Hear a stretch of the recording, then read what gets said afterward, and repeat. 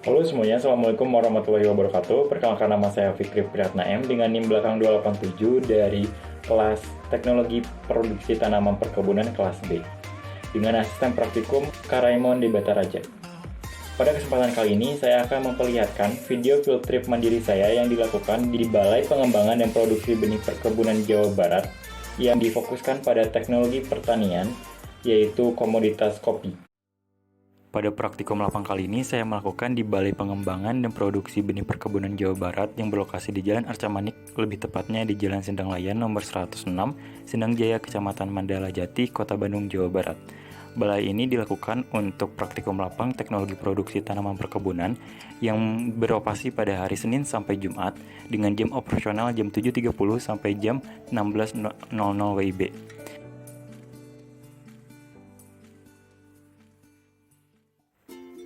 Sambung pucuk. Pada balai ini dilakukan beberapa teknologi pengembangan, salah satunya adalah sambung pucuk. Seperti yang ada pada berikut, terdapat bibit yang berumur 8 bulan dan fun fact, kita dapat mengetahui umur bibit kopi ini dari jumlah daunnya yang terdapat 8 buah daun. Dan berikut adalah hasil sambung pucuk dari tanaman kopi Arabica dan juga kopi Robusta. Dan pada kesempatan kali ini saya akan menunjukkan praktek atau tutorial dari melakukan sambung pucuk kopi Arabica dan kopi Robusta yang diawali dengan memotong tunas lateral yang mengarah ke atas panjang 10 sampai 15 cm seperti yang terlihat pada video, lalu dibersihkan daun-daun yang terdapat pada tunas lateral sehingga tunas lateral yang akan dilakukan sambung pucuk ini sudah tidak memiliki daun-daun seperti yang saya tunjukkan sebagai berikut. Selanjutnya, tunas lateral yang bagian atas atau dapat dikatakan anthers ini memiliki bagian yang lebar dan juga tipis. Lalu kita akan melakukan pengikisan di ujung bagian yang akan disambungkan dengan bagian batang atau anthers bawah nantinya.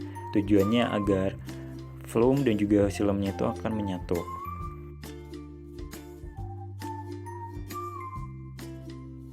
Selanjutnya kita akan memotong bagian anthers bagian bawah pada bibit tanaman berumur 8 bulan ini. Harus dipastikan memiliki batang ataupun anthers bagian bawah yang telah tua, yang ditandai dengan batang yang mirip telah membentuk seperti kayu, seperti pada gambar berikut atau video berikut. Dan selanjutnya melakukan pembelahan di bagian tengah dari anthers bawah, seperti pada video untuk disatukan dengan sambungan dari anthers bagian atas seperti pada video yang dimana di sini kita harus ketahui bagian anthers atas dan juga bawah harus memiliki ukuran yang sama bentuknya supaya nantinya saat dilakukan penutupan oleh plastik akan optimal dalam keberhasilan pertumbuhan atau perbanyakan sambung pucuk ini.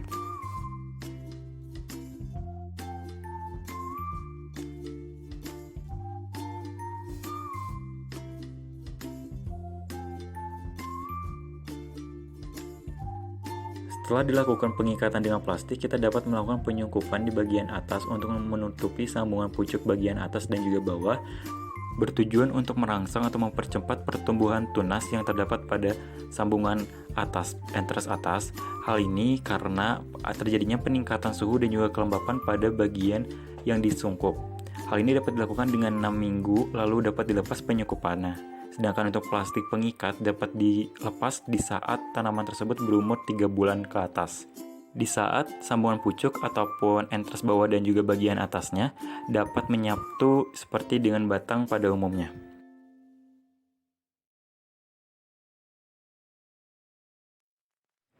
Pemangkasan bentuk. Pemangkasan bentuk ini dilakukan di awal saat umur tanaman kopi di bawah 1 tahun. Contohnya pada tanaman ini, yang dimana di sini kita dapat melakukan pemangkasan bentuk bertujuan untuk menyeimbangkan pertumbuhan tanaman kopi pada fase vegetatif dan juga pada fase generatifnya. Yang diawali dari pengukuran 50 cm dari bagian bawah sampai atas. Lalu di sini kita akan melakukan perhitungan cabang utama yang terdapat pada tanaman tersebut ada berapa. Nah, kita dapat melakukan pematokan antara cabang utamanya itu terdapat kurang lebih sekitar 8-15 cabang utama atau bisa dikatakan cabang primer. Nah, pada umur 1 tahun ini terdapat cabang-cabang yang dapat dibentuk yaitu namanya pemangkasan bentuk. Misalnya nih, pada dua cabang, kita dapat memilih cabang primer antara dua cabang tersebut. Lalu untuk mempertahankannya, kita dapat memotong bagian yang lainnya sesuai dengan pada video yang akan diketahui bahwa cabang tersebut membentuk cabang yang kita inginkan. Nah, cabang-cabang yang kita pangkas ini tuh dapat disesuaikan sekitar 8-15 cabang opsionalnya. Dan juga kita dapat melakukan pemangkasan pada cabang-cabang yang tidak penting dapat langsung dipangkas seperti pada video yang dimana kita mengetahui ada cabang yang tidak berproduksi. Pemangkasan produksi.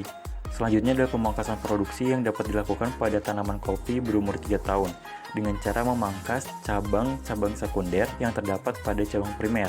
Patokannya kita dapat memangkas di atas 8-10 dompolan pada cabang primer, sehingga pada cabang primer terdapat 8-10 dompolan dan kita langsung bisa memangkas cabang sekunder lainnya. Selain itu juga, pada pemangkasan cabang sekunder kita dapat melihat kualitas dari cabang sekunder tersebut. Jika kualitas cabang sekunder telah tua, kita dapat langsung memangkasnya karena telah tidak berproduksi dengan baik dan akan menurunkan produksi tanaman secara keseluruhan. Namun jika terdapat cabang sekunder yang cukup banyak namun bisa masih berproduksi, maka dapat dipertahankan karena dapat berpengaruh pada hasil produksi nantinya yang meningkat pada keseluruhan tanaman. Pemangkasan peremajaan atau rejuvenasi yang dimana pada pemangkasan ini dilakukan setelah panen. Tujuannya agar tanaman yang telah panen ini tetap akan bisa berproduksi nantinya dengan baik dengan cara memangkas cabang-cabang yang tidak dapat berproduksi lagi dan lebih mengutamakan merangsang hormon auksin untuk pertumbuhan tunas nantinya sehingga pada tanaman tersebut akan terus berproduksi setelah melakukan pemangkasan.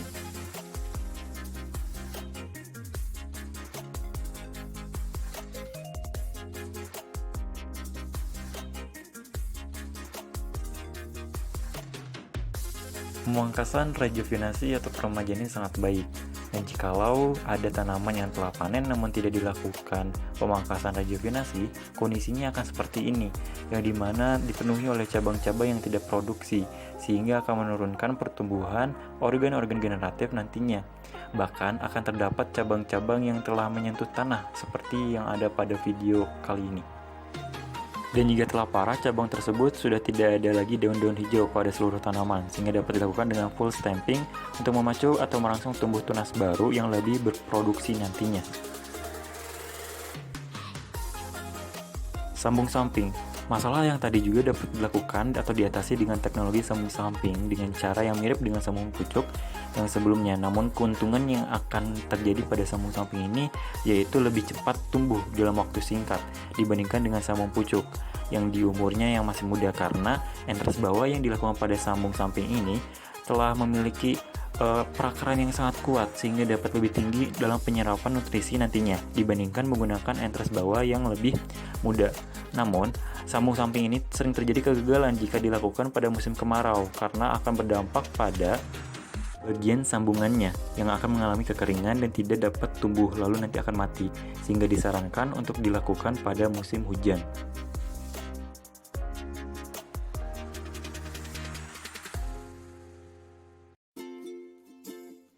Naungan.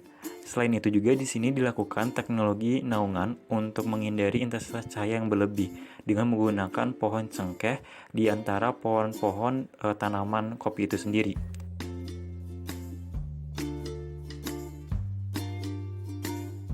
Cukup sekian pemaparan hasil field trip yang telah saya lakukan secara mandiri di Balai Pengembangan dan Produksi Benih Perkebunan yang ada di Jawa Barat. Mohon maaf bila ada kesalahan, semoga ilmu yang saya sampaikan itu bermanfaat. Wassalamualaikum warahmatullahi wabarakatuh. Sampai jumpa.